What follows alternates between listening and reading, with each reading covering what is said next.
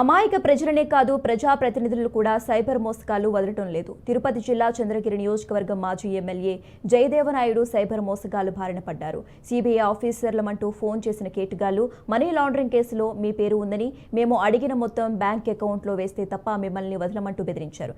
డబ్బులు వేయకపోతే అరెస్టు చేసి జైల్లో పెడతామని హెచ్చరించారు. దీంతో మాజీ ఎమ్మెల్యే తన బ్యాంక్ అకౌంట్ల నుంచి 48,49,000 రూపాయలని మోసగాళ్లు చెప్పిన అకౌంట్కు నగదు ట్రాన్స్ఫర్ చేశారు. ఆ తర్వాత తాను మోసపోయినట్లు తెలుసుకుని పోలీస్ స్టేషన్లో ఫిర్యాదు చేశారు. కాగా 85 సంవత్సరాల వయసు గల జయదేవనాయుడు రాజకీయాలు మానేసి ప్రస్తుతం ఇంటి వద్దే ఉంటున్నారు.